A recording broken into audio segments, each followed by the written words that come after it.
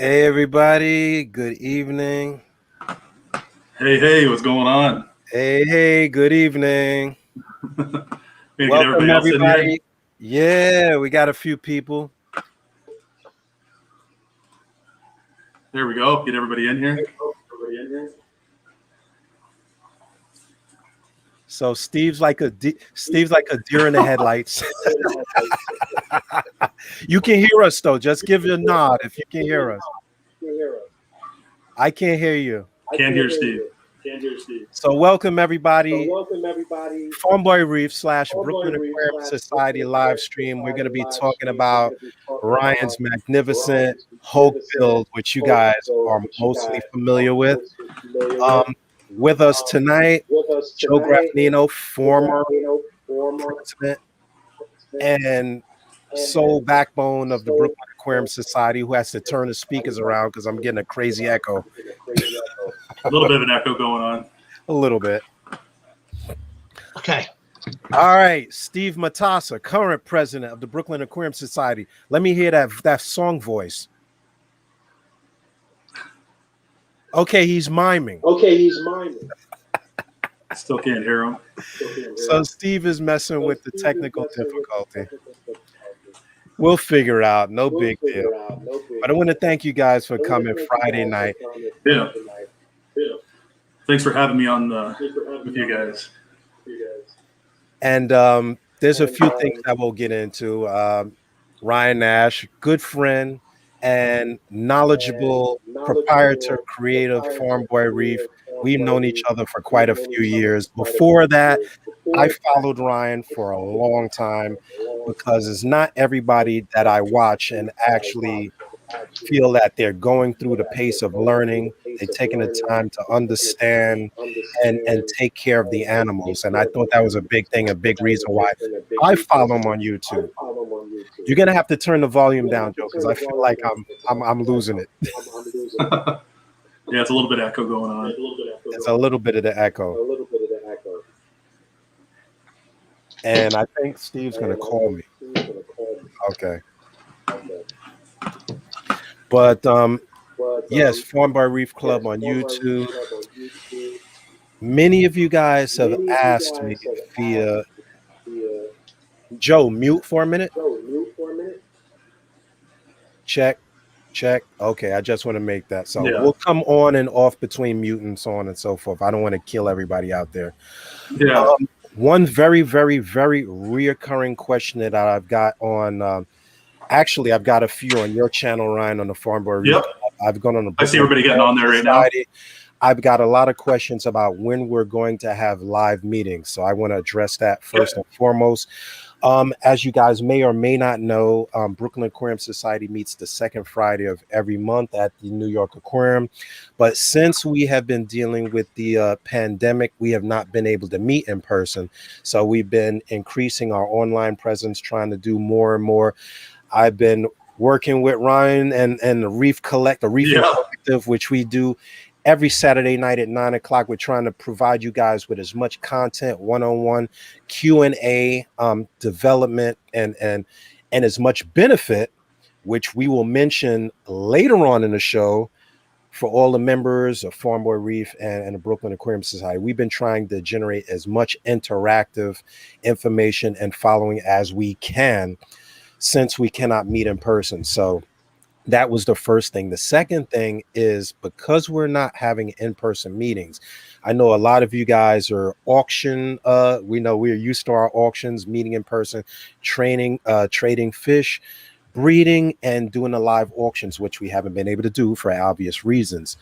The board, me being which, Joe, Steve, the rest of the board, all of us are in the middle of, if not at the back end of, working with online auction software, which we are almost at the precipice of making go live. So what this is going to allow us to do is we will have online auctions in which you guys can post your fish.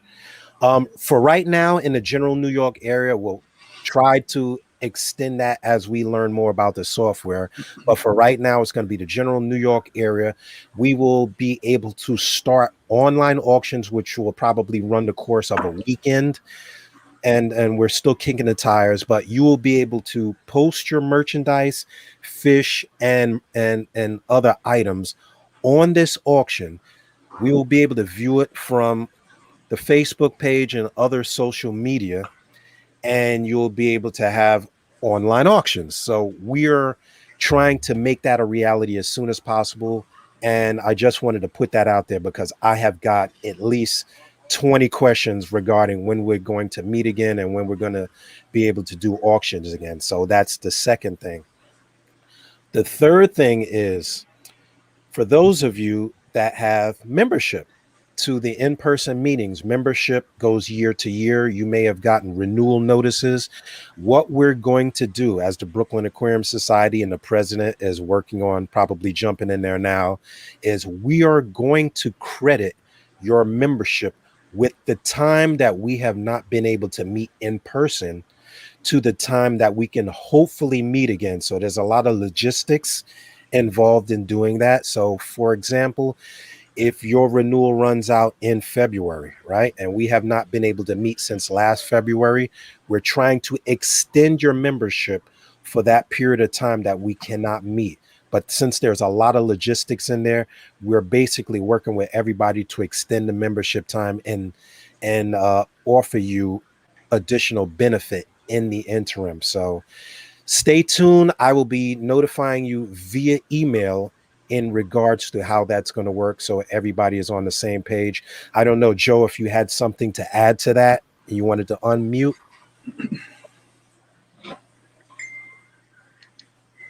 Well, members can still join if they want to join the Brooklyn Aquarium Society. They can join it through our website.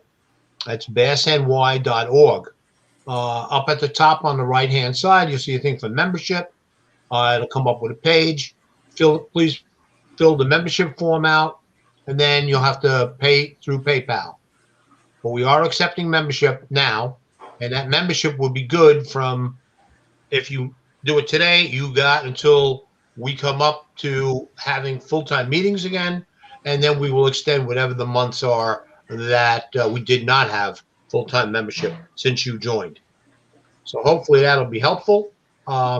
Obviously, if you join now, we'll be able to include you with the online auctions. You will be notified about how to do it, when we're going to do it, and how it's going to work out. We're probably going to meet at a public location, swap fish, and things like that. You'll be able to pay through PayPal through our membership location on the website. Pay for your fish, and then we'll set up the meet for you. The club will send out checks to those people who have sold their fish. We'll be able to do it that way, so it's still safe. And we'll work out some sort of a swap location for you guys to meet. Okay, that's about all I have for right now. Enjoyed the show. So once again, Ryan Nash, Farm Boy Reef Club, is talking about the 600-gallon. Every time I say 600, Yeah, I know, right? It gives me like you can't really fathom what goes into building a 100-gallon, let alone 600-gallon reef tank. So we're going to be everything's oversized. Everything's oversized. And I feel like I kind of rode along with you for this ride because well, we've gone through everything together, buddy. We've gone through a lot of equipment. Yes. As everybody knows, I'm not the anti-equipment man, but I'm a very analytical. I'm a strong believer in the science, which is why Ron and I constantly talk about what's going in and how it's used and what I can use and what I don't use and what he uses and all the aspects. So yeah, but it works out perfectly, right? I like automation and stuff. You're like more of the older school, but we bring it all together. Oh, you'll be proud of me because I'm leaking something right now. I'm probably going with this Captain America theme. Nice. With the native tank build. Nice. Which I probably gotta pick Joe's brain on because Joe Graffinino is, in my opinion, the master breeder. The master. Or one of several master breeders of the club. So I have to pick his brain because in building a tank, there's a lot goes into it, and a lot of us don't build on species. Like when you're building your tank, which people are going to hear, is a lot goes into picking what goes into the tank. So we're going to make it a real leisurely discussion, and you have some pictures, you have back and forth. If anybody has any questions, post them in the comments below. You know how I am with the moderation, so I'll be moderating, and we're looking at handing the mic over to you, Ryan. So okay, well, I appreciate you guys having me. Excited to talk about my 600-gallon tank. So I got some pictures for you. I did have a pinpoint PowerPoint presentation for you guys, but of course on game day it got a little corrupted and it didn't work right. But I still have all the photos and stuff. So we can start right from the beginning of getting the tank. So I got the pictures and we can go right through it, right to the end, and then I can show you a video of what the tank is looking at today. Because the tank is mature. It's about a year old. I think it turned a year old last month. So I'll show you guys. So I'm going to pull up some pictures for you guys. So now let's start off by going over the dimensions of the tank, because when you say 600 gallons, I don't think people can really fathom what that is. Okay, so the dimensions are there as 96 by 48 by 32. So I went really deep with this tank. Like I'm 6'2", I have long arms, I can still reach the bottom, but I wanted to have that. I wanted to have that depth of the tank, plus I wanted to have the height in the tank as well, because I really want to do some really nice arches in there. And I'm going to show you guys. I did an arch. It's about 2 feet by 3 feet that goes right in the tank, and it's perfect because that's where all the rose bubble tip anemones are. Because remember, D, they were split, and you didn't think they'd stay there. So yeah, so 96 by 48 by 32 inches. Oh my God! Now we can jump in. Now we can jump into the picture because so that arch is mind blowing. Right. So I'll just show. I got a few pictures here. I'll show you guys. Like here, getting it delivered to the house. It wasn't much fun. You guys can see. These guys were troopers. You guys are brothers. I hired them to help me bring it, but they made me walk like the plank of death here to get it into the house. Holy crap! You see that? And it was snowing. Yeah, it was snowing. Every time I seem to do a build, it snows. So yeah, very stressful. I'm on the bottom here with my brother. I can only get my brother that day to help bring it in the house. But just looking up at it, knowing like if this slips, this baby's gone on top of me is very, very stressful. And these guys are professionals. They're like, it's gonna be no problem. I'm looking at it. I'm like, I'm doubting this. Like, it was very stressful. So yeah, so that was getting it into the home. Okay. Now you didn't have to bring it through the window, did you? No, we just brought it through the back door. I'll show you guys. So this is how they wanted to build it, because we had to go back through the back door because where my tank is, it has its own addition onto the house. So it's like my own man cave area just to relax, and that's where the tank is. So we had to come around through the back. So I had to run to the neighbor, get a bunch of pallets to get the right height that we could slide the tank across and make it onto the deck. All right. Trust me, when you get into the house, you definitely appreciate having it in there. Oh my God. Yeah. Okay, so we'll keep going here. So just give you guys a bit of an idea of how this all taken place. Now, how long did it take you to get that tank like from order to delivery? Like to get that made? Like who made it? Okay, so Concept Aquariums out of Calgary. Okay. That's who builds my tanks. The craftsmanship's amazing. This is all 19 millimeter glass. Three sides of it are Starfire. The back where the weir is glass. I'll show you guys a picture of that. And then a black acrylic in the back of it where it butts up against the wall. So that's how we end up building that one out. So it's all 19 millimeter glass, but Concept Aquariums out of Calgary. And it took about probably 2 months, maybe. He was very busy, about 2 months. And they did a straight delivery all the way from Calgary, and the delivery service was like $250 to get it here. And it was crated. Like they crated it up like really well. The way everything shipped perfectly. There was nothing was cracked or chipped or anything like that. So there it is. I'm always worried. I'm always worried about the overflows. Like when you're moving those things, because I always see people grab those things by the overflows, or like when they're moving that thing, your overflow is outside. Like it's on the outside. Yeah, so I should have a picture here to show you on the other side when it's being built.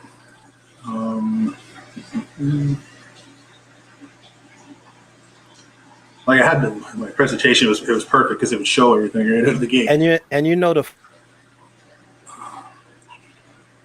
Okay, Bernard, so if you're out there, he was trying to get a tank build, and it would tell him, I think, 2 months to ship it or something like that, a month to ship it. yeah, a month? No, well, not for these guys, but so this is the weird. This is the overflow box that's on the end of the tank, and this is the piece that I had when I designed it. I measured my wall, right, my 2x4 stud wall that is going into the fish room.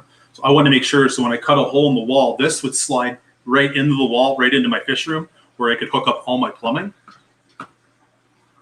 So when you're designing your build, you're like, okay, you're going to get a custom tank, so you know what room you're going to have. You want to make sure and plan everything out so everything fits perfect, so you're not causing yourself a lot of headaches, right? So that was my sump too. I'll show you guys that in a bit.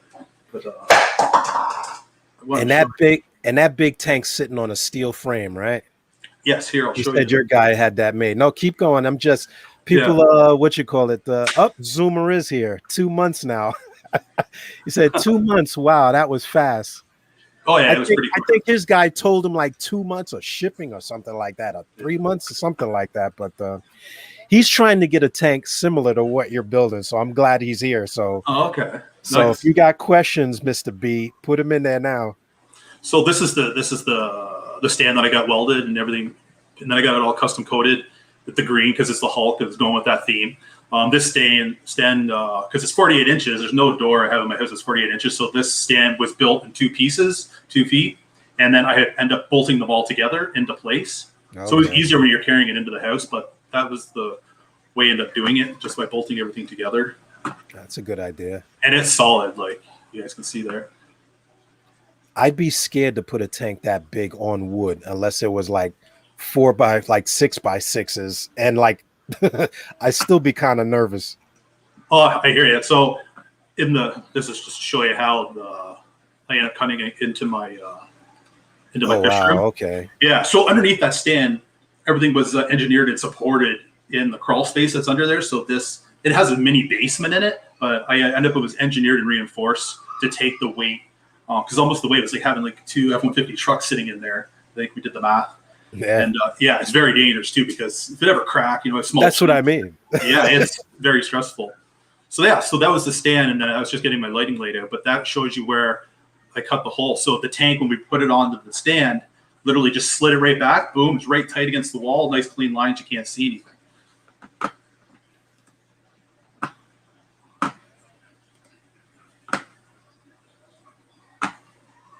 To give you that idea. And you just picked that size out of the blue? the 600? Yeah, like did you just go with the dimension, or you just said you wanted a 600-gallon tank, or you just go with the dimension and it worked out to be 600? Yeah, because I only had so much room in my addition that I didn't want it to oversize it.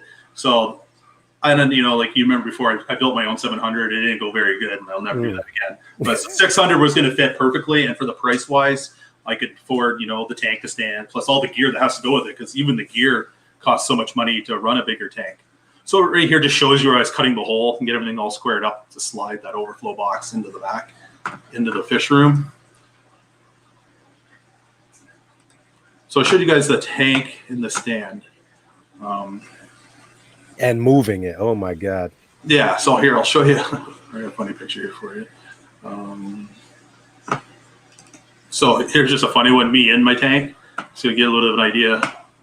And Ryan's a big guy, if you don't know. Yeah, I'm like 6'2". And you can go down and be completely submerged in that tank. Oh yeah, exactly. So Bernard, there's your dimensions, because he was looking for something similar but lower. So I think his would probably be 300 to 400, I guess, about half the height. Yeah, because I like myself, I still need to access need a ladder to get into it. Let's see. If you start sitting under it, shows you there's me with my stand. It sort of gives you this that focal point of how big it is. Sometimes it's hard to tell in a photo. Yeah, oh man. Now the funny thing is, somebody mentioned it, a wood frame. Now, yeah, wood frame. I know several people that have tanks over 300 gallons on wood frames is just two things. A, getting it through the door, because most of the time you have to build that in the space, or under supporting a tank that big can be Yes. serious trouble, because if you have a pressure point or a weak spot anywhere in that stand, that water will tend to find it. And if you're building glass on like a glass with no frame sitting on an uneven base, Yep. Well, that's the thing. Exactly. Any of those little uneven pressure points, that's where it's going to hit. It's going to crack. It's So going between the tank and the stand, just He's piece of wood you alive! put down, it's working. All of a sudden, just started. he's alive. There, he's working. How's it going, Steve? How you doing? Good. Thank you for joining us tonight. Thank you. Amazing. A couple of questions. Between Yes. the tank and the stand, there's just a piece of Yes. plywood you put in there? Yes, there's a piece of plywood. So the manufacturer, they glue a piece of plywood right on the bottom. So when they're building it, they build it on a piece of plywood and it's glued onto it. Yeah. Okay. I don't know if I had All a picture, I could show you that, but Okay. just picture here, I'm just showing that I'm just starting to laser and lay out all my LED lighting before Right. I wanted, because I have all my my Yeah. anchor points. Before the tank's up, it's much easier. And I'll show you guys that. I've always, on any large tanks I set up, because I even do a little maintenance on the sides too, and Yep. I've always put polystyrene between the glass tanks and the frame. And I'll Yep. tell you that it takes up any imperfections in your stand and everything. And Yep. as far as what David was saying with wood, I built stands for 250-gallon tanks and never had a Dang, problem. good. Yeah, you could good. put 500 gallons on. If you build them the right way, they're fine. And I don't even use 2x or 4x. I just double apply. Plywood is Well, stronger that's than the wood. key. Yeah, that's the key. Like, you have to build the frame Of correctly. course. But I mean, this that looks like it's a powder-coated frame, right? Yes, it is.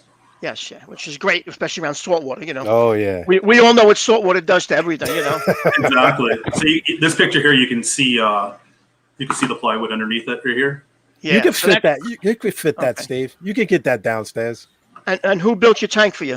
It was out of Calgary, Customs. Very nice. So So- yeah. So one thing too, it was a good pointer. So you see how my tank is black in the bottom. So I had them put like a wrap on the bottom of the tank. So if any sand or anything does get moved, you don't see wood. You know what I mean? Okay. So I just want to show you that. Okay. So how long did it take from start to finish? From start to finish. To build a system or build a tank? So So to get it up and running, from when you started to when you got it up and running. Holy smokes. Probably a good 4 months, I think. I was working it on and not off. bad. And, That's not bad. yeah. Just making the water. Oh yeah, just making the water and just filling it up, That's a right? lot. You got of an water, RO. bro. Even your RO does 100 gallons a day, right? That's 6 days of water just there, right there. Well, that's the thing, right? I had an RO and it was so slow. I don't know what was wrong with it at the time, and I ended up borrowing one of my buddies to help me. And his is twice as fast, so we ended up finally getting it filled because I just wanted to just run, fresh, nice RO water, first fill up, none of this tap water stuff or anything. So it took some time, but this hobby, you got to take your time and do it right.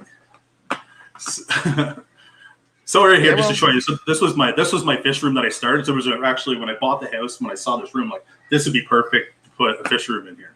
So, But no matter how much you try to think of every piece of equipment and everything you want to do, by the time you're finished, I'm sure there's always things saying, I should have done this, I should have done that. Always. Never fails. And I've been doing tanks since I'm a kid, and every time you set up a tank, you always say, why didn't I do this? Why didn't I do that? It's always something.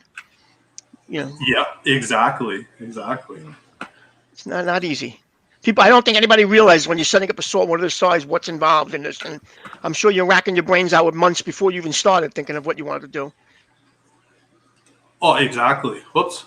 Right there. And then even when you get it all up and running, you're like, oh wow, I could have did this. Of course, it's always it's every time. Just trying to show you here. So, And there's no top on that tank, right? It's an open top. There's yeah, it's Euro braced all the way around the top of it. So there's no cross members or pieces going across it. I just wanted to show you that.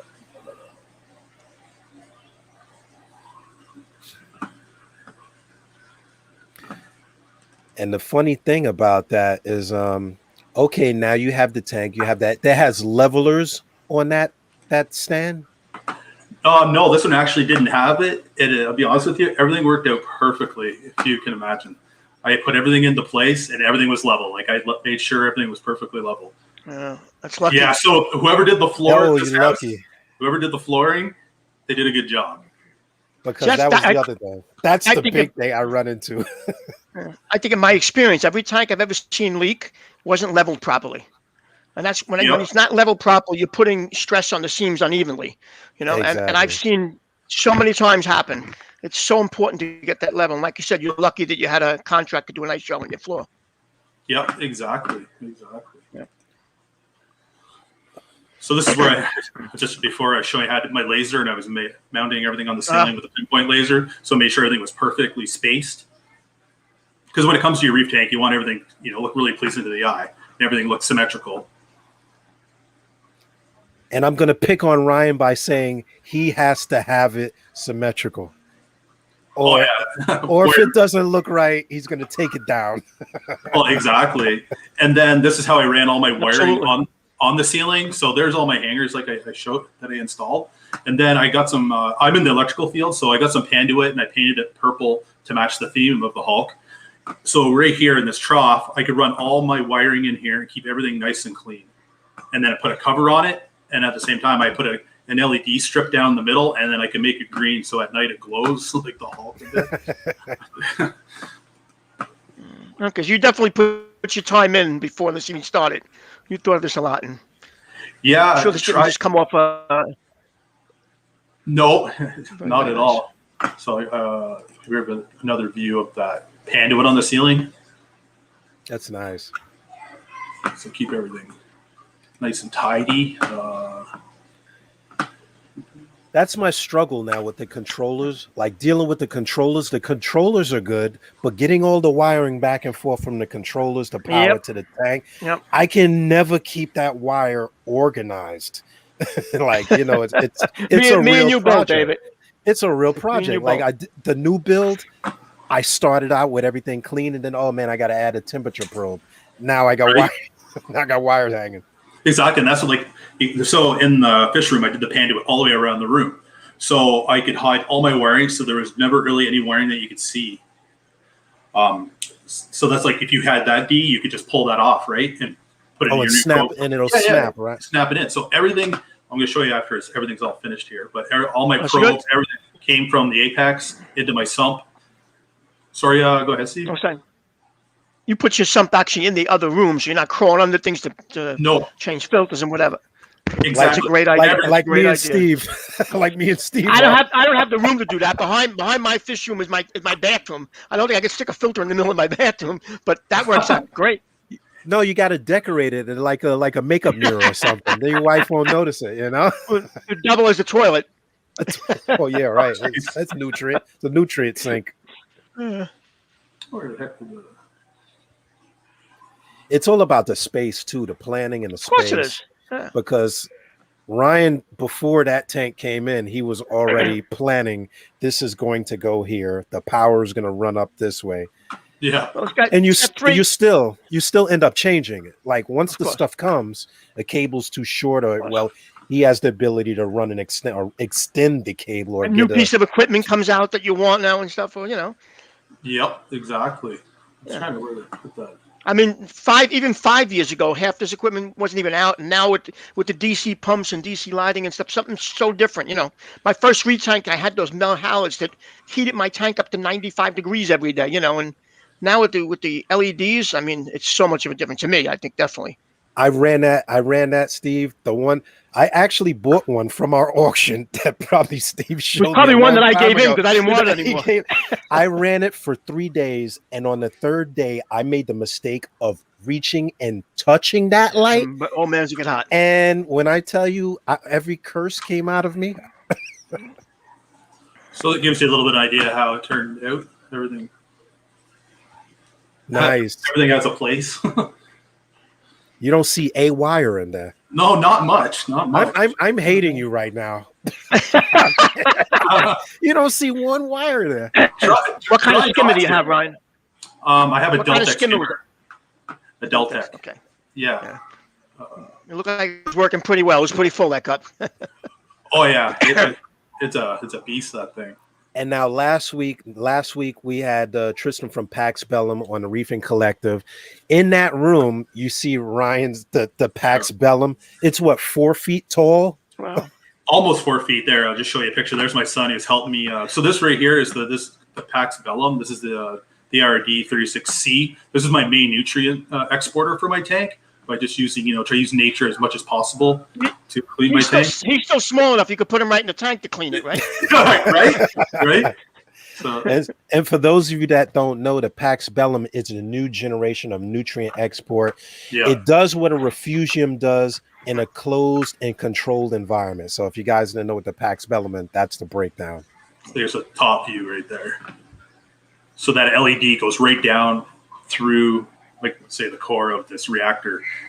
So it's my main nutrient export. So when I'm testing weekly and I see, my PO4 and NO3 going up, I regulate my lighting. So, if everything is creeping up on me, I just type into the Apex. The Apex is controlling for me, turning the light on and off. So I run more lighting equals more nutrient export. And if things are starting to suck too much out of the tank, I just drop my lighting and we're back on track. That's how you have to trim that like the coral, the mackeralgae in there? Yeah, Does it grow quickly? Yeah, it does. So this is about 2 weeks. So another 2 weeks, the top of the reactor and half from the bottom, and put it back in, and then you're done. Wow.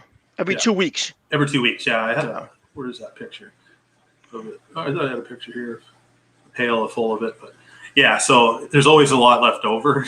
I don't know where the heck it went, but yeah. So half of that and half of that. So you got like almost one of those full every time you're taking out of the reactor.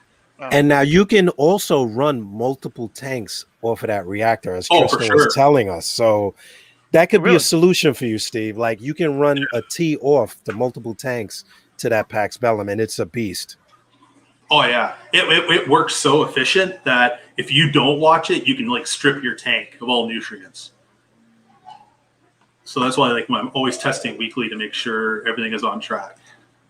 So there's show you the delta. You have that plumbed into your filter? It's right into your sump, rather? Yeah. So maybe I could try to show you a closer up picture here. So I have it running off a header, off of his A400 pump. I don't know if this will show you here, but I like the purple PVC. Yeah, thank you. Green and purple.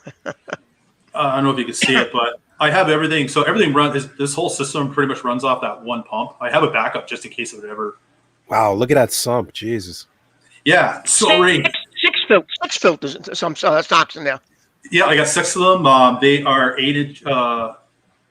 4? Not 4. No. Are they 8-inch? 8 inch. 7 inch, aren't they?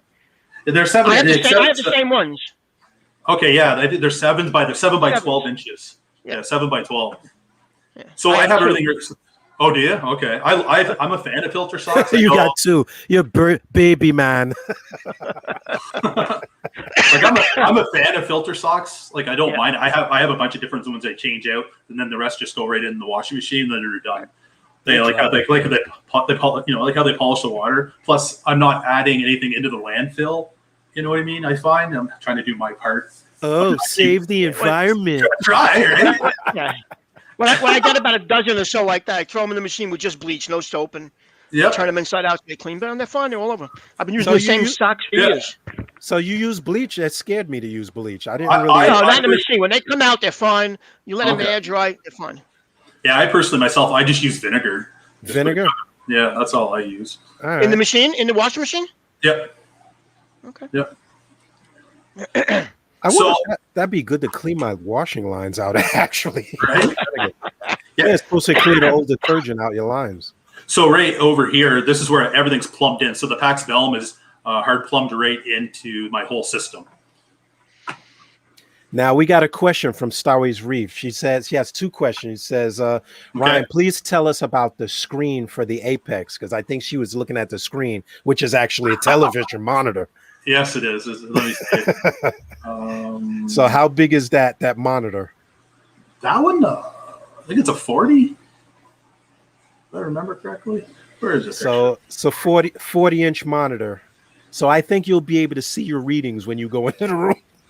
You'll definitely see your readings. So people ask me, like, how do I run it? Like, if I don't have another screen, well, what you can do is like go on Amazon or whatever, and you can buy a touchscreen overlay that lays right on top of that television. So you can touch the television so it becomes a big tablet. That's how I do it. So, yeah. So you can take any size TV. It comes in different sizes, but you can make any TV a touchscreen, and you don't have to have an iPad or a laptop or anything or a computer. So when I'm in that room and I want to, mess around with stuff, I just touch my screen.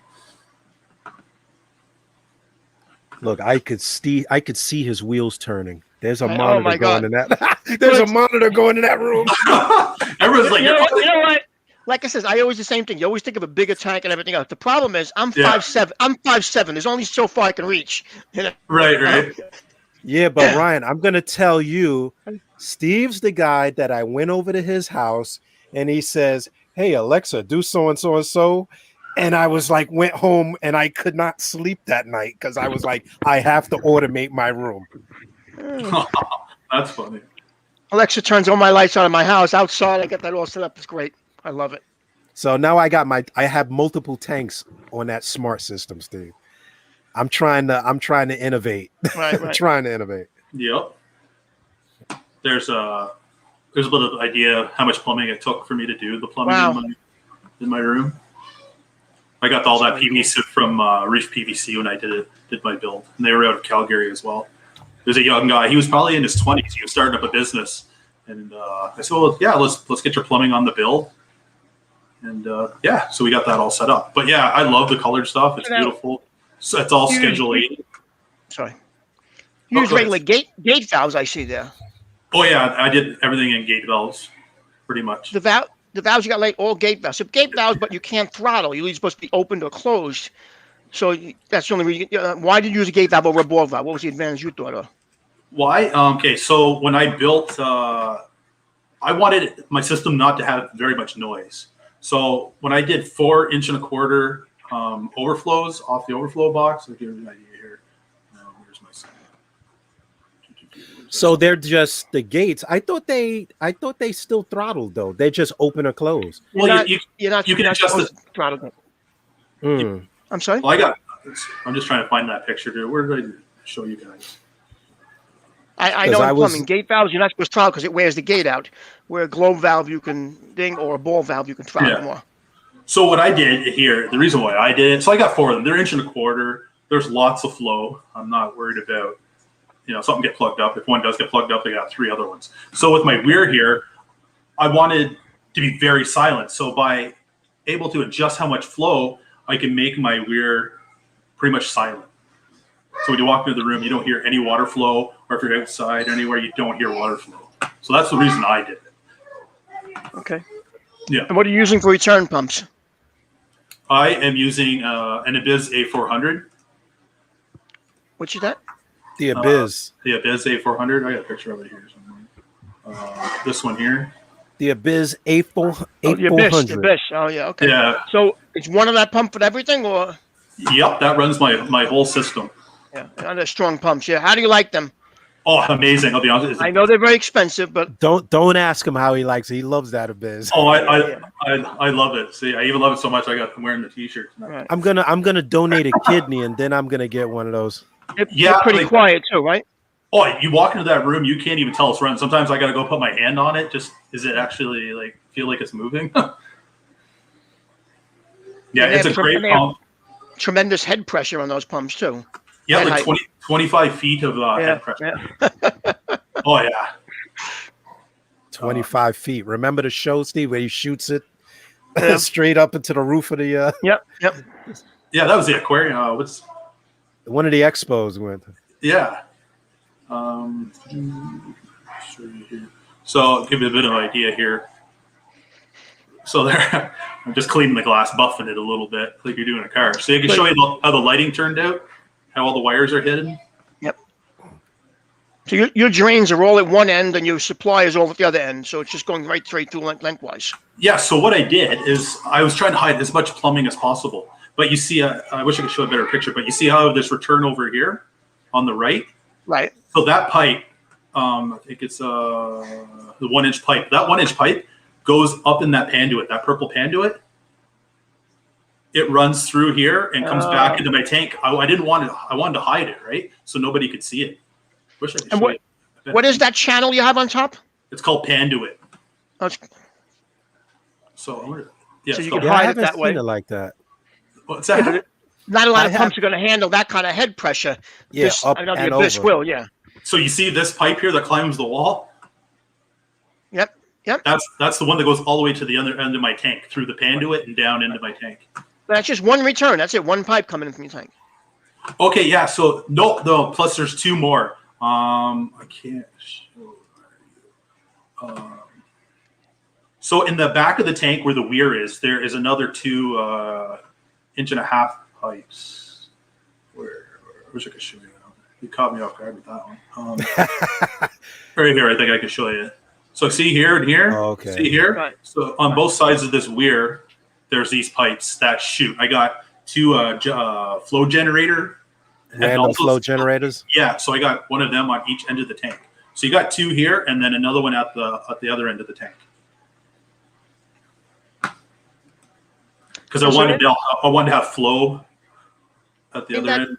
In that overflow box, I see you got 4 bulkheads, and there's no pipes. They're just flat. So you're just adjusting the gate valve to quiet them. You got it. Okay. I got you. So so here's a picture. So I got 4. So there's 4 of these in the tank. These flow generators. You like that? Oh yeah, they've been working great. Yeah. Especially you have that extra pressure and everything from I just ordered 2 of those actually. Oh, did you? Generator, yeah. Oh, okay. Because I've been using the spin stream, but as you go up in pressure, the spin stream tends to lock up, where the flow generator doesn't have that shortcoming. So yeah, so that is pretty much that part of it. I could show you here another. So this is actually a Biz pump there, and I actually took a 2-inch right off my sump. So this was not a gate valve, Steve. This is a ball valve. Right. Yeah. And make sure you put your bulkheads on, or your bulkheads on everything, not bulkhead, unions on everything, in case you ever want to take it apart. So you're regulating the gate valves on the drain. Yes. On the supply, you got the ball valve. Yeah. That's right. So this thing here runs full pin. Plus, with this pump too, you can regulate the flow. So the pressure's not on the gate valve. The pressure's on the ball valve. Yeah, exactly. So those pumps, the Abyss, can be run in or out of the sump? Yes. Yep. I didn't know that. I thought they were only internal. I didn't know that. No, you can run them both. You can run both ways. I put mine on the outside, and just much easier to work on, I find. Plus, they give off a little bit of heat as well, but not too much.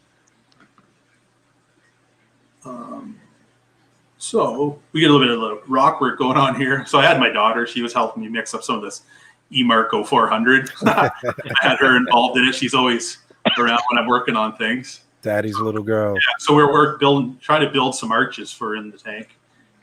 See it here? So we were building arches. It's hard to show, but that took 2 of us to get it into the tank. Wow. Now, how much rock? How many pounds of rock would you say you have in that tank? Oh man, I don't know. It's got to be a ton. It's got to be a ton of rock. I know I had 600 pounds of it when I brought it into the house. So I didn't use all 600. Oh, okay. Because I want to have a little bit of room for fish to swim, move around. Because I was going to show you. I had a picture of all the rock. But, oh yeah, right here. So this was all the rock I brought back from the barn there. So you used all regular base rock? Yeah, eMarco rock. No live rock or? No. How about sand? Sand, I used, show you here. There's a couple pictures of it. So this is just getting started, but I had a lot. I don't know what I had. You got about 3-4 inches of sand, at least. More than that. I had two of those brute barrelfuls of sand. Brute barrels. Yeah. 40 gallon barrels of sand. Yeah. Those ones. I wouldn't want to be the guy shoveling that in. Yeah. So, but again, no live sand, no live rock and stuff. No.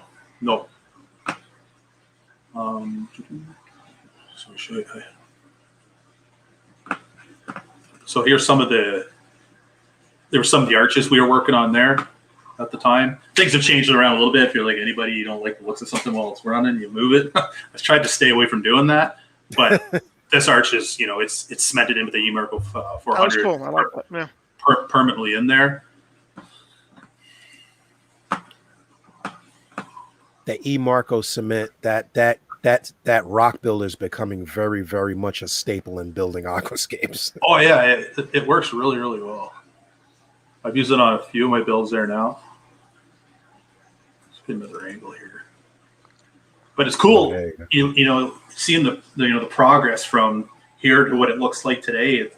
It's amazing how things grow. And like I seeded my tank with Algae Barn's Coraline algae in a bottle there, the Helix and Pink Fusion. That's how I end up doing my tank.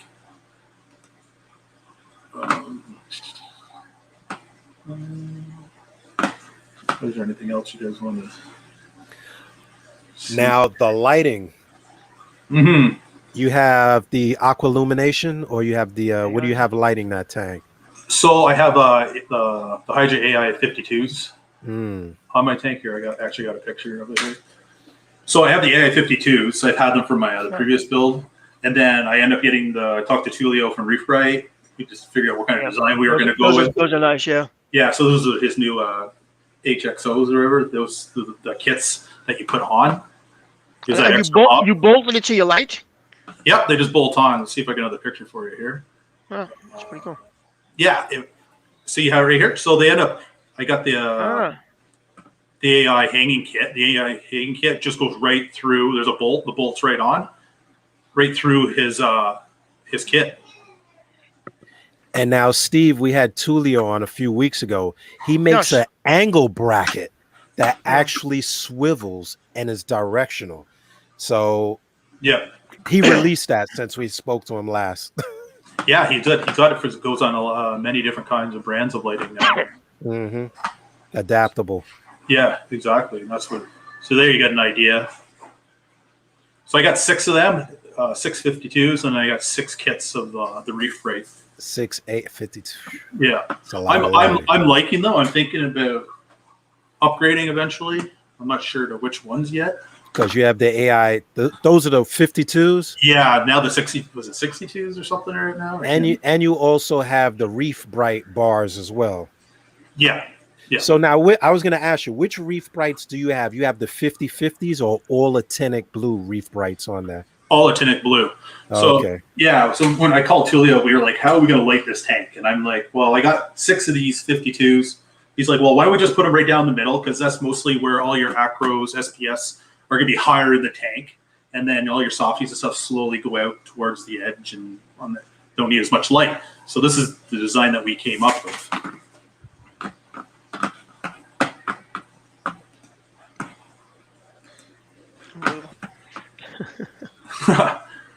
So that is that part of the tank.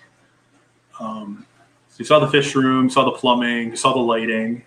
We got the sand, we got the rockscape. Now you come to the point where you start putting water in this thing. Yeah, exactly. Let me show you like how long does it take to fill 600 gallons?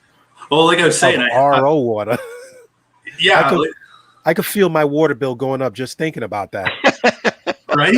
So here on the farm, we're on a well. So it doesn't cost me really anything for water. But it was just so slow. It's like watching paint dry. Like because I just ran it right out of the RO system. You know what I mean? We got plenty of snow now. You could just defrost, David. Yeah, I need to do that. Thinking of ways. You should see my pond is frozen and it's still filling. Me too. I got my de-icer in there, so it's got a hole in it still. Okay, you got bubbler in it. So with my sump, I'm running my Pax Vellum. It's my main nutrient export, but I still want to look after all my pods and bugs and stuff that are going to feed my tank. I want a spot for them to breed and multiply. So I still built a refugium into my tank here, as you guys can see. I got a Tunzi light. That's the ones that I love that light. I'm using that light for the refugium. I love that light. It's completely waterproof and it grows shado like crazy. Right. So I end up right now, I have a couple sea urchins in that area and I feed them my Chaeto I harvest from my Pax Bellum because those urchins have been a pain in the butt, knocking over all my acropora and all that stuff. I'm like, guys, you are going back in there. So they're in there for a timeout, but I just feed them some of the leftover stuff. But in there, I have some miracle mud right now, and I have some bacteria, like those Pierce blocks. And then I seeded my whole tank with all Algae Barn's products, all their pods, bacteria, all those things. Even like the Chaeto that's running in my Pax Bellum, everything I've gotten was from Algae Barn that I started with this tank. That's how I brought this tank to life, because with the coralline algae, everything was from that company. I was very, very pleased with it. How big is the refugium? That refugium is probably about like a 40. Oh, okay. Yeah, my sump is about, that sump right there in that picture, it's like a 210 gallon sump. And Rob asked, I guess he's referring to the main tank, about what's the par that you shoot for in that main tank. I haven't even done a par reading on here, to be honest with you. I don't know the par of any tanks in my house. I just look at the coral. The coral's doing well, you're doing right with the lighting, Exactly. Pretty much. I know par's become a big thing in the last few years, but before the last few years, no one knew what par was. It was like lumens, like we said, 6,500. What was it, Steve? 20,000 K, 10,000 K. It was like, okay, I'm good. But pretty much when you see how your corals are reactive, then you get an idea of whether you're getting enough par or not. Now, Ryan just jumped out of the room. I'm assuming he's restarting the presentation. Sorry about that. So I'm going through I'm going through the questions here. The total water volume of the system. Okay, so the main tank displays a 600 gallon, and the sump is a 210. Oh, okay. Jesus Christ, that's almost 1,800 gallons. Yeah, I know, right? Not including the Pax Bellum, not including the lines, the plumbing, water that you're storing. Yep. Well, exactly, because my RO holding container is a 50-gallon barrel. Because it's crazy the amount of evaporation that I get. And no, you don't talk too much, Rob. Every time you ask a question, it actually raises another question that somebody was thinking of. So what size water change do you do? So right now I don't do any water changes. I was doing water changes as the tank was, maturing. Cycling. Yeah. Myself, I don't really do any water changes. I do, when I do water changes, it's all automatic off my Apex dose. And I do about, 10 gallons a day. Because like I was, and even I still should be, because what happens is all those different elements that is in the water comes in the salt, like iodine, all those things, this helps replenish my tank. Like I do dose, I manually dose iodine, but there's different elements in that salt that probably my corals would, be absorbing when I'm doing my water changes, right? But my tank's been successful without doing water changes, running my Pax Bellum, keeping all my nutrients in check. Everything's been great. Now you do have to add that you're running the Alcatronic, you're running the Dosatronic, and what are you testing with? You're testing with the Apex? Okay, here, I got some pictures. I mean, when you say no water changes, people kind of jump in another. We have to add the fact that he's doing automated testing regularly throughout the day. So he's getting notifications of alkalinity, pH, salinity, temperature, everything he's getting automatically notified of. Yeah, exactly. I was just here a picture of that was the Alcatronic up there. Or is that a master? You just went past. This one here. Yeah, so you guys can see that one. So this is what I have. Like myself, I really like tinkering around automation and all that gear. So, we know, alkalinity is very important in a reef tank. So this is my Alcatronic. It tests as many times a day as I want for alkalinity for my tank. I run mine about an 8.4. So with the Alcatronic, it keeps everything on a nice straight line. We don't have any fluctuations throughout the day because I have mine tested. Mine's tested about 6 times a day or less, depends. And it will dose if you need alkalinity. So say it dropped down to, a DKH, it will top that back up. So it keeps your tank being consistent, because we all know everything was consistent. Everything's going to grow so much better, right? So that's what I use to monitor my alk on my tank right there. but I do test, weekly using sulfur test kits. Just like I do trust the Alkatronic, but I want to make sure it's calibrated right and everything's running perfectly. And the sulfur test kit always usually matches up perfectly with the Alkatronic. So those are my two main for testing alkalinity in my reef tank. What about as far as water evaporation, top off and stuff? You're automatic on that too? Yep. So that I'm running off the Apex. Is there an ATK? Okay, the ATK. Yeah, I don't have a picture of that with me though. Do you use that? What is it? The PMUP pump, or you use your own pump with the ATK?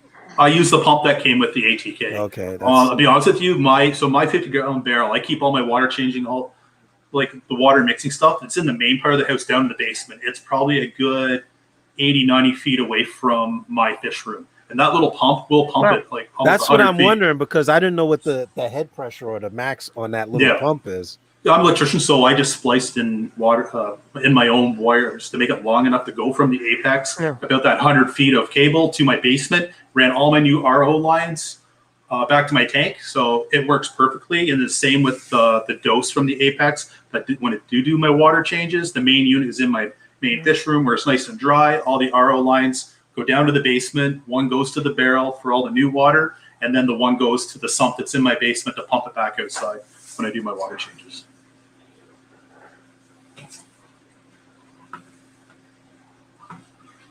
And Rob, my favorite dude, he said about what is the daily alkalinity consumption?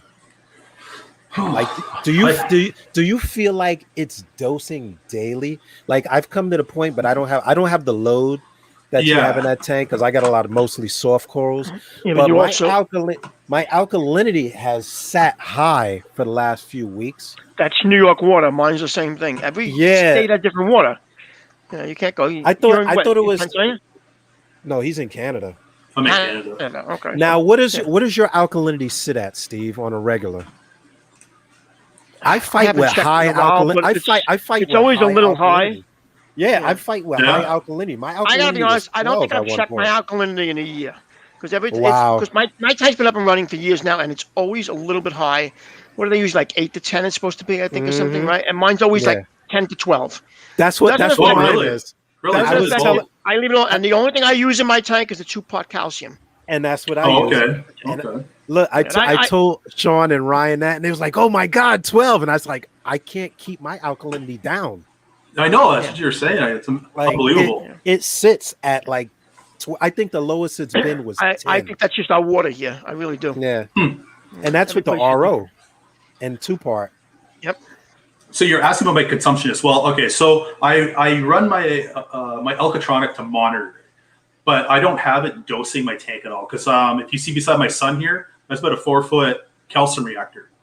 So with my calcium reactor, I just set it and pretty much forget it. Like, I will test, like, the Alkatronic lets me know what my Alka is sitting at, right? And then if it does drop a little bit, I have the wireless Kimura dosing pump, right? So I can wirelessly from my phone, if I want to add, speed it up a few more mil just to get that extra alkalinity into my tank, I can do it wirelessly from my phone. So the Alkatronic is just monitoring for me. It's not doing any dosing, but if it's standalone, if I wanted to dose 2-part or whatever, I could with that. But I'm a firm believer. I really enjoy having the calcium reactor, and like that calcium reactor, it lasts me like for months and months. That also has to do with what corals in your tank. Exactly. You have mostly hard corals, SPS, or yeah. I got. I'll be honest with you, I got a mixed reef. I was just doing SPS dominant, but everything takes so long to grow. I find it's like you just want to enjoy that tank, but a lot of softies. I feel like a lot of it's to the dark side. Oh, they're beautiful corals, right? So all my acropora stuff, they're on high up in the tank. I keep my softies and zoas and everything in the bottom. So it's a nice, beautiful mixed reef, but I got a little bit of everything in there. So the calcium reactor works perfect for me. Yeah, I have mostly softies, and I don't have a problem. I have mostly leathers and zoes, and I do have like hammers and stuff too. But a couple of brains. I don't. As far as like the SPS, I got away from that. I've had Monteporos that got so big they took over my tank and stuff. That's what happened to me. And stuff, and I'd rather see things moving. Yeah. But with that being said, you don't use the calcium, the alkalinity that you do with the SPS and stuff. Yeah, exactly. So yeah, it's been such a great tool. It's dosing everything I need, and I just got to monitor it. That's why we do the testing and make sure, because you can tell right away as soon as the corals. It's like right now I'm running a lot more white light. I'm feeding a lot heavier right now. I can tell the more consumption now because of I've ramped up my lighting and everything, and so now I just dial that back in a little bit, and everybody's happy. Now Juan Melendez says about, I don't know if he's talking about the calcium reactor, probably calcium, about how much media does that calcium reactor hold? Because he said that's got to be more than 20. That's like what, 25 pounds or more? Yeah. So like I run ARM. I can't remember how big. How many the pounds they are. ARM. Yeah, those jugs there. So you got to have like 8 of those jugs. Oh, pretty close. Yeah, it's pretty close. And then a couple bags of the mag from Two Little Fishies in there. Mix it throughout for the magnesium. Because the arm is a biomedia. Yeah, I think it's mostly a crushed, like broken down old coral skeleton. But I don't know if those packages are 2 pounds or 5 pounds, but they're pretty heavy. They're pretty heavy. They are, exactly.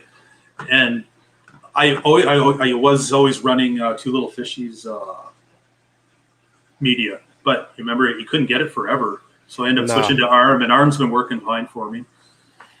And to address that, the note with the alkalinity consumption, 2 things: A, your water parameters coming out, your RO, and the buffering of your alkalinity in the tank versus what animals you have in the tank and what is utilizing the calcium and alkalinity of the tank is going to determine how much you got to put in that. And you're not going to be able to know that until your tank is actually running. Yeah, exactly. Because I've seen people add things to the tank, like guys have added acros, and like one of the things we have in New York is, like Steve said, I had the same problem. I had chalice in here and I had pavona, and they outgrew everything on the tank to where I had to take them out. I didn't realize that the alkalinity was staying so high. They love it. Some coral love it. So since Ryan's running a calcium reactor, he's not dosing like, as you're saying, you're dosing 38 mils a day or 40 mils a day or what have you. My biggest thing that I watch is my alkalinity. If my alkalinity is in check, usually the calcium, everything is falling right behind it. So it works out perfect. I saw your message there, Joe, about the lighting system. So with the reef brights ramp up and down throughout the day. So when I talked with Tulio, he jumped on there, the Apex with me. I actually got Tulio from Reef Bright. He programmed the lighting on that part for me when we did it. So they come on in the morning, first thing in the morning, and they're the last thing to shut off at night. Yeah, Tulio is great. Oh yeah, Tulio is one awesome dude. If you want to know everything about lighting, or you need help with something. Yeah, he's spoken at our club 2 or 3 times, I think. Yeah. He's a good, nice man too. He's a good guy. Yeah, he is very knowledgeable. He's a wealth of information. Yeah. Oh, he sure is. Yeah. So there's that. That's my fish room there, and I bought some couches and stuff to sit on just to look at. That's my TV. Yeah, that's a piece of art.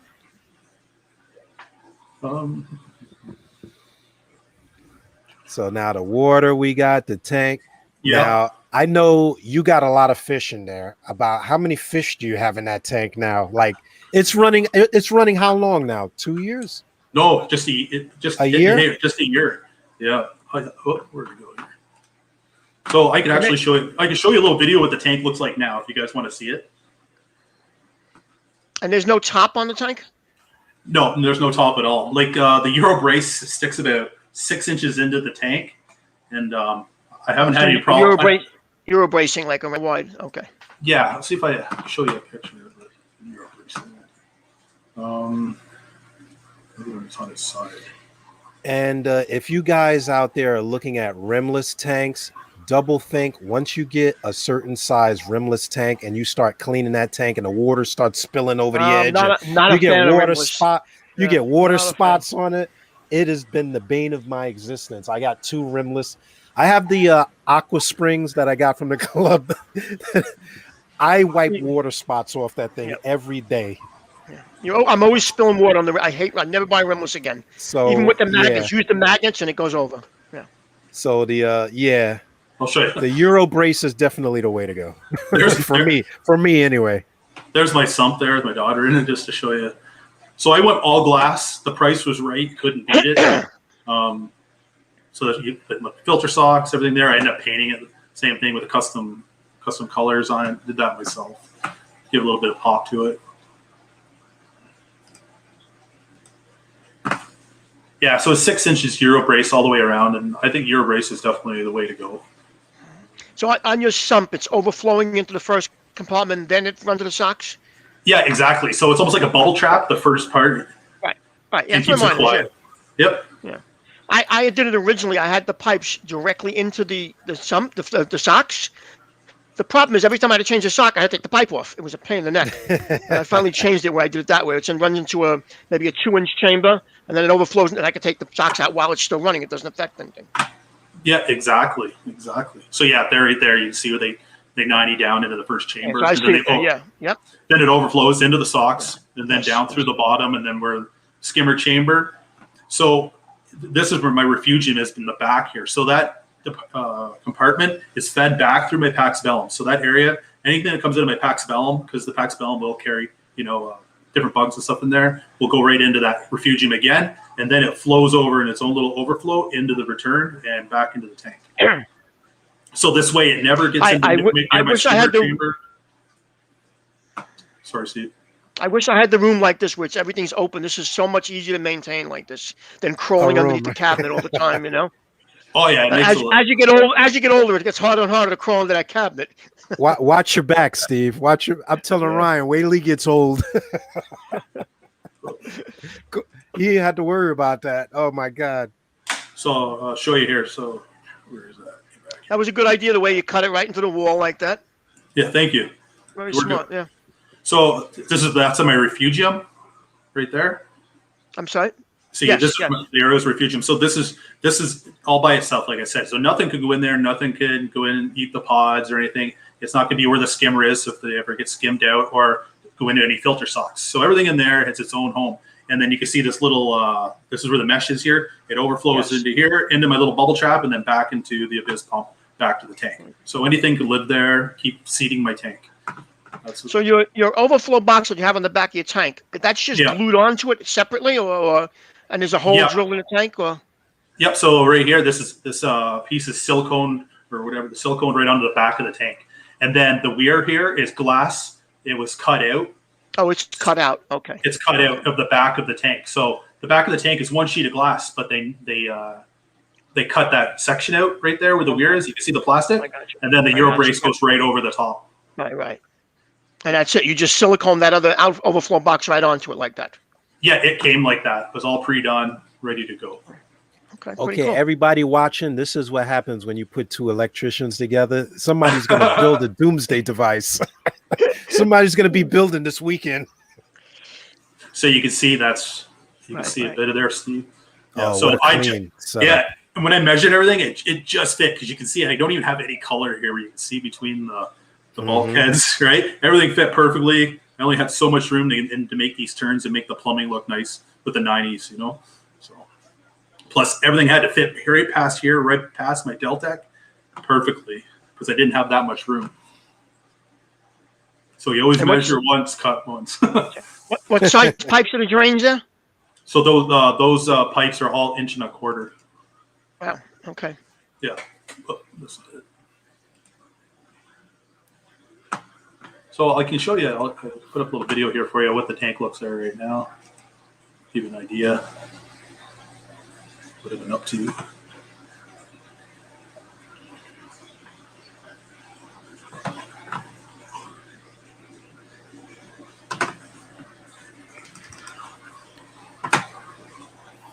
In a year, wait till 2 years. Can you imagine?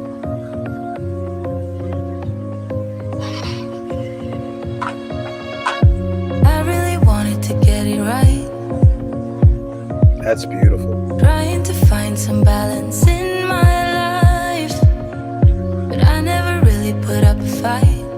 Didn't follow my dreams, and now I'm losing sleep. What if I lost touch? What if I'll never get it right? I try to follow my heart, but I lost it somehow. Wish that someone could say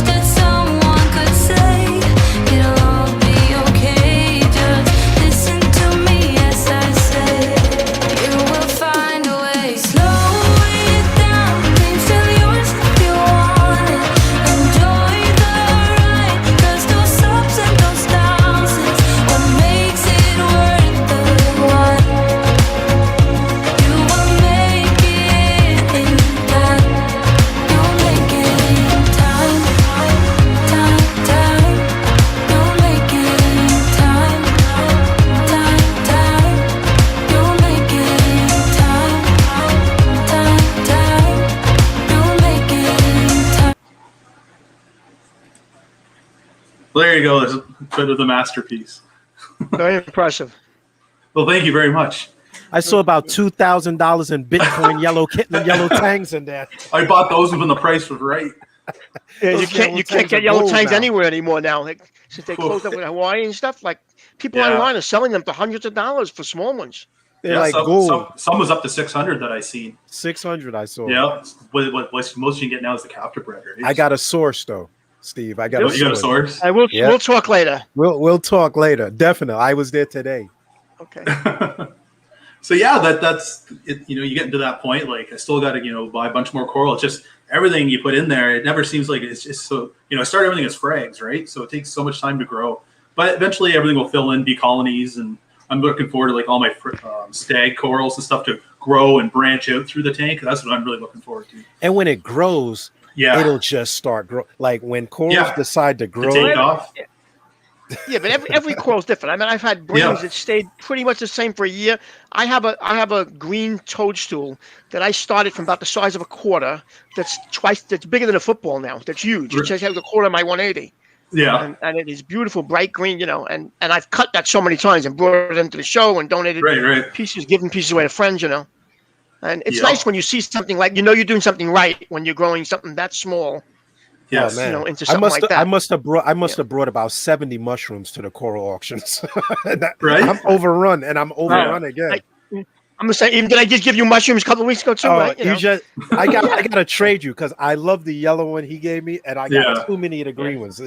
That's why we miss the events. Right. We love having the online events, and we want to appeal to all you guys because you've been asking. We're going to get on with the online auctions, but that's what the hobby is about, sharing the information. Exactly. Sharing what works for you, what doesn't work. Teaching people how to keep things alive. Right. Well, keeping them alive helps. Not to have a killing machine, Well, going to these different events and stuff and meeting different people and stuff like, me and Dee became great friends. That's how we met, we got Palooza, we've been friends ever since, right? Yeah, it's a great way to meet everybody. And Steve really got me into the shows because I wasn't really going to the shows. Really? But he has some lovely saltwater tanks in his house. You know? Oh, nice. But I really appreciate looking at a good tank. It's like looking at a nice car. Me too. Yeah, me too. No, exactly. I like, believe it or not, but I look at a tank, and if I see everything's good in the tank, the first thing I want to look underneath to see what's going on there. Right? The hood. What's under the hood? Because I want to know what they're doing, Like everybody else likes to fish and they're happy. No, I want to know how it's happening, what they're doing. I want to see the system. I want to see the science, man. Right. Exactly. It's like when I built this tank, I wanted it to be easy, accessible, and everything had a place. Everything has a place. When you're testing, you put it away. It just feels good. You're in there. It makes you feel good, right? It's so much easier to take that care environment. Exactly. So now it's not a chore. It's just fun. I got everything pretty much so automated. Some days I'm like, what am I going to do? I want to tinker with something, but what am I going to tinker with? Right? My general rule is if the filter is hard to clean, you're not going to clean it. Exactly. Yeah. And one of my customers has a 200-gallon saltwater tank, and everything is in the basement in one room. Yes, you need to pump it up, but everything is wide open. It's easy to clean. It's easy to get to. Skimmers, everything's right there. And that makes it just makes it so much easier. Well, exactly. My old house, my fish room, everything was in the basement, and I was doing that, pumping it. But here, everything, I had this addition built on, so running all the plumbing and stuff, it just wouldn't be feasible all the way back to the main house. So it was perfect just having that room behind the tank. So I think all of us, I think all of we husbands dream of a fish room. Right? Like if we could have the James Bond where you hit the wall and there's a fish room and the wife opens up we disappear for hours, This tank pops out of the floor. Yeah, exactly. Yeah, that's try to make everything as easy as possible to work on your tank is definitely the way to go. Yeah, like you said, the easier it is, the more likely you're going to do it. Yeah, and just maintenance-wise, keep everything clean. It's just easier to take things apart and clean it and put it back together. Now we have the video of Joe G's fish room. If you guys haven't seen Joe G's fish room. Oh, yeah? Oh, yeah. I shot the video at Joe's house when Steve, Steve actually went through and built that fish room with Joe. And from day one. Not with Joe, for Joe. For Joe. Well, Joe said, put that there, put this here, I want that there. Now, check that out sometime. Now you must have added 10 more fish tanks since then. at least. I think it's more like 15 fish tanks more, and I'm Really? putting them on buckets, plastic buckets. I'm running gang valves off of gang valves so I can supplement more tanks. It's gotten insane. It's because you made this room too small. That's There's it. no You're right. room. You're right. There's no room that's That big was enough, one ever. of those negotiation tricks with the Oh, wife. was it? Yep. So it's always And the main Joe lost. obstacle. You can have this, but you can't have that. You know? Yeah. Okay. The wife is usually the main obstacle when it comes to things. When we built that room, everything was nice and neat and rows, and everything was easy. Oh. Now you go in there, he's got fish tanks sitting on top of Oh, buckets. Well, It's that's gonna the collapse. beauty. No, that's the beauty of me shooting the video day one. It was Yeah. first running. What was that? The first? It was running for like maybe 5 months or something like that. Really? Eh? But Yeah. that being Yeah, said, Oh, yeah. Joe raises stuff that we've never heard of. Oh, You know, he raises fish. He I can't raises pronounce. fish like there's no way like anybody raises them. You know, You're He always raises talking about food. Joe there. he raises Pete. Oh, food man. to I raise talk those about fish. Joe all the time. Because I have to call him and like get the Yeah, I know. scientific name, and like I don't know what the Yeah. hell I'm doing. I'm lucky if a pigeon craps on Yeah. my head, let alone my fish breed. He's messaging me. He's like, you should see what Joe's got today. I'm like, really? Whenever I go over, he goes, "You want to see this fish tonight?" And he tells me fish's Yeah. names I've never heard of. Right? But now when we get to that phase with the saltwater, like we're moving more and more into the breeding of the saltwater on the home level. Yeah. Like a lot of people are breeding the freshwater. That's why I'm pushing Mike from Mass. I'm pushing so many freshwater people that I know have the capability and the discipline to go into the salt, because this is where we eliminate problems like Hawaii and over harvesting and locking down the fisheries and things like that. Well, that's problem why is, like, raising certain I'm saltwater a fish, big like, let's say- proponent of having like endangered species fish tanks. So the fish that are either endangered in the wild or actually extinct in the wild, you know, hobbyists are the only recourse for these fish. Right. So if hobbyists can start breeding these and sharing them with other fish members, that's a huge plus. Yeah. Because that's the only way a lot of these fish can actually survive. Mhm. It's something that really it kind of gets to your heart when you Oh, want for to sure, do it. yeah. Yep. He got me into the killifish. That was 4 tanks ago. You talk about that killifish all the time. Joe, he talks about that fish all the time, Joe. Dude, that killifish is like a dog to me. He's sitting I know. there and I'm drinking coffee. Because we have a few people that breed kind of endangered, some rarer killifish and some kind of threatened species of fish. And once you find the beauty of these fish, it's kind of hard to look past it. And these are freshwater fish. Yeah. It's a whole new science. It really is, man. It's a beautiful thing. So Ryan, Because you it need makes 2 you more feel tanks. good as well as you're doing good for the hobby. So Exactly. it's a double bonus point. Well, So I guess now- with all those breeding fish, it's finding that trigger point. Because I mean, how many times Correct. he'll tell me things he has to do to them, and like, you know, I'm like, how do you even think of that, you know? But well, after it didn't work 10 times, and you finally found a way it did work. Yeah. And now here's a sneak peek, because we've been going for about an hour and a half. We're running kind of long in the tooth, and I got 2 surprises. First and foremost, you guys saw the 600-gallon build. He's got the 400 plus freshwater build going that we're all gonna have to kick in on, because I'm pushing him to pull the trigger. It's set up.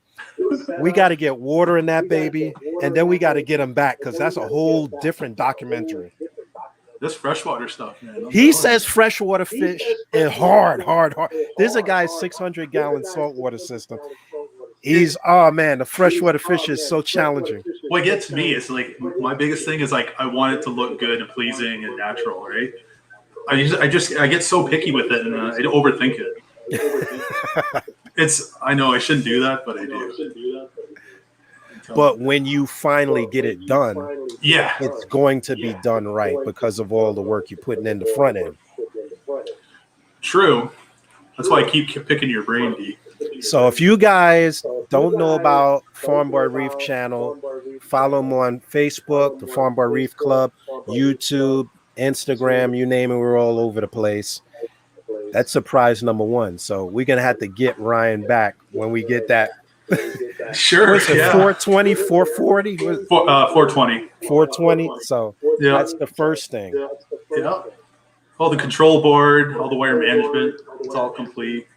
I got a controller on it. I put the new Hydros 4 controller on it. So it has some automation as well. Which I love, by the way. Ryan, what are you going to do when this is finished after, let's say, 3 years from now, 4 years from now? Everything's up and running perfectly. It's absolutely gorgeous. Right. What's the next step? That's a good What do you want to do next? I'm not sure. I'm not sure. Octopus. Oh, that would be pretty cool. I don't know. I have no idea. I don't know. When I get something in my head, I just go ahead and do it. So. Right. Yeah. But it's interesting because you've achieved this already. But once you master it, it's always something. Well, the next, project. And the next. Yes. Well, will be. Yeah, but there's always things to change in a tank too. Things new equipment comes up, and 2 years from now he'll have different stuff on there or whatever. Yeah, exactly. You can do that. It's just nice when the tank is running. You don't really want to mess with it too much, Like there's always another project. Well, it's like D and myself. Like we were challenged to do seahorse tanks. Remember D? Oh yeah, but the more I know, look at right? the research, it is. I'm not one to go out and to just fail and to count it as a wash, because the animals are the priority to me. But it's a lot of work for that simple animal. So well, I know, right? This seems very challenging. But that once again was surprise number one. So if you're not following him on Instagram, see what's happening with the 400, the 420. It's coming. Maybe a bigger reef tank eventually. 1,000. Maybe. We'll see. Now, if you guys don't know about Saturday night, 9 o'clock, the Reefing Collective, Ryan, myself, Sean Beeves, we have got Sequest Farms. Have them here. Wow. Yeah, they're coming on the show tomorrow. They're coming on the show. They're donating over $7,000 worth of prizes tomorrow night.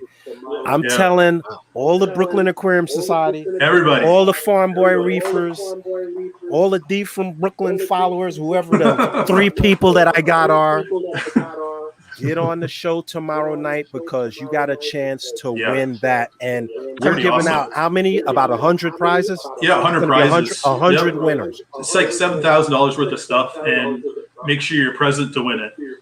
You gotta be present to win it. Gotta be in it. Yep. Spread the word. If So you don't where is know, that? How do you get on that? on the Reefing Collective, Reefing Collective. tomorrow night, 9 o'clock. YouTube, Facebook, my page. I'll send you the link, Steve.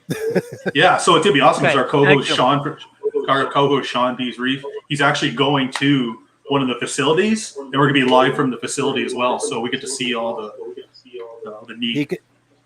And they ecosystems. have, I believe, 8 facilities. Yes.